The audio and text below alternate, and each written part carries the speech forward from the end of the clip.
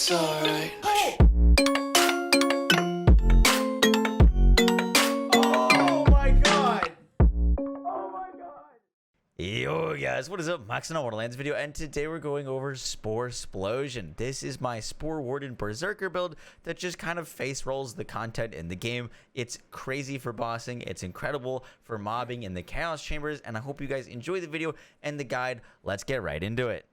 So I'd like to first talk about this SporeSplosion mechanic. Now, this is something that I think it was 3 days ago. It took us so many hours on stream to figure out what was actually happening. But randomly, while we were shooting bosses, out of nowhere, they would just take a chunk of their health bar, if not kill them entirely, while I was shooting at them. And that has to do with the Play the Angles Wrath of Nature interaction. Now, if you did not know, Play the Angles is going to give us a chance for our gun critical hits to ricochet, dealing ability damage. Our ability damage is going to debuff enemies, and these ricochets have a chance to proc additional ricochets. Basically, what's happening is these ricochets, when they're procking additional ricochets, like I'll be shooting at a boss, and then that boss causes a ricochet to an ad, and then that ad ricochets back. It's basically, at least from what I understand of it, double dipping and sometimes even triple dipping into Wrath of Nature, making the bullet that is going to come and hit the boss hit for absurd amounts of damage. I've seen over 4 million damage from a single gunshot on a pistol. Just absolutely destroys bosses, and it happens in mobbing too. This build has no shortage of damage, and so that's hence the name SporeSplosion, because randomly while you're doing it, you will just cause huge damage chunks into enemies. On top of that, we are also using the new anoint Enchanted Spore Warden. For 10 seconds after activating Barrage, gun and ability damage have a 25% chance to cause an explosion, dealing 30% of the damage dealt as poison damage to nearby enemies. This enchant works incredibly well on fast firing things because it is a percentage chance to occur and will deal a bonus or a percentage of our damage. Now note that this percentage, this 30% of damage dealt, can proc on the ricochets, and I've seen poison procs in the millions of damage because a ricochet will come and deal 4 million damage, and then out of nowhere you've got a poison explosion happening for 1 million. So fast firing weapons that can fire out the most bullets and get the biggest chance of this happening seem to be working well. I tried using it on slow firing weapons such as snipers, and it just didn't feel quite as good because your chances of it happening are lower, and this is kind of already a chance interaction that it happens in the first place.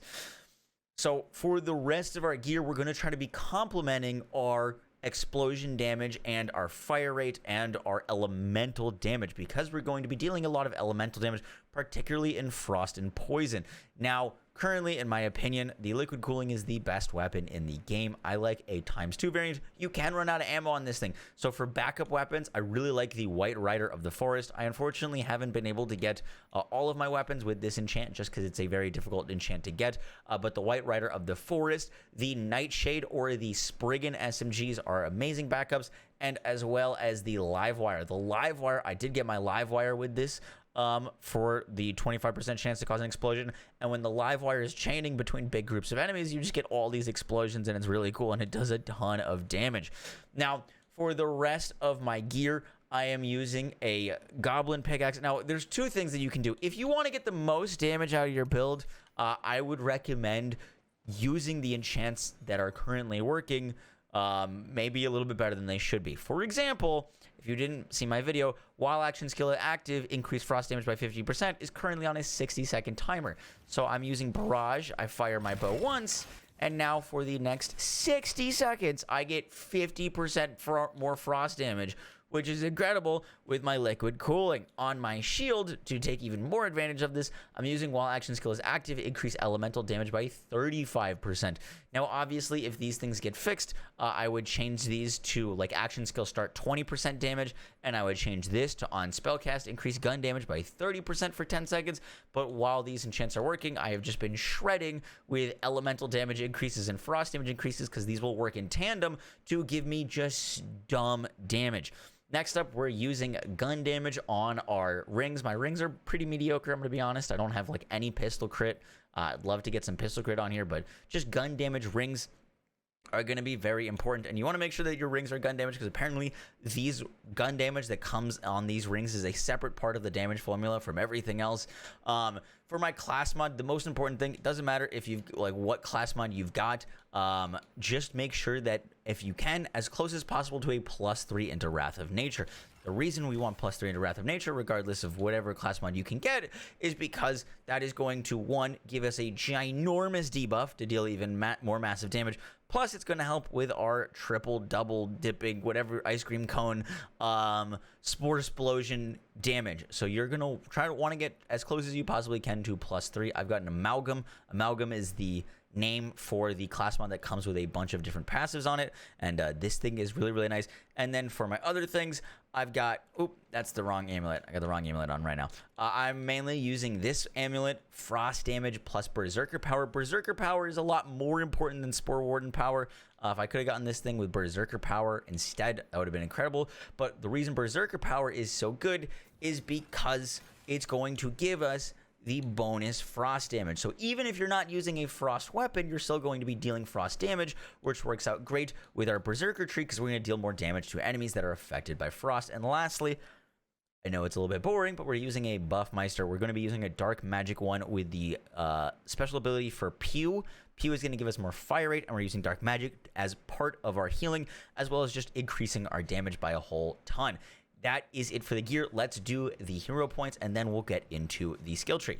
So for my hero points, I'd recommend go Village Idiot. I put all of my points into crit damage and spell cooldown, and put the remaining points in crit chance. The reason I didn't max out crit chance, while crit chance is very nice, a lot of my damage and a lot of my survivability is going to be coming from the uptime of the Buffmeister, and I am definitely not lacking in damage, but I can be lacking in survivability sometimes. So getting the Buffmeister up more often and giving me this dark magic damage to increase my survivability is really, really nice. So that's why I prioritize spell cooldown on this build and crit damage over the crit chance.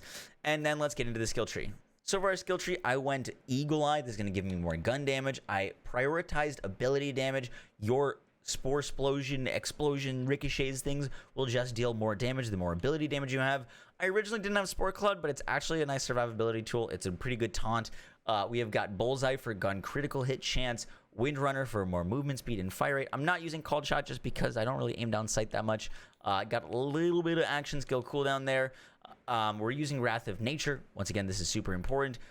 Headhunter, we're going to deal more gun damage to enemies that we shoot in the head, and then play the angles. This synergy right here is crazy, and part of the reason why the Spore Warden is so cracked, and because Cryo is simply, like, right now the best element in the game, even after the Dark Magic buff. If you did not know, the Dark Magic was buffed by 6.5%. Still not enough to compete with the liquid cooling and some of the cryo things, but we've got Ancestral Frost to increase our frost damage, Icebreaker to increase damage dent against enemies that are slowed. Once again, this is a brand new multiplier in our damage formula, which is just going to increase our damage by a ton.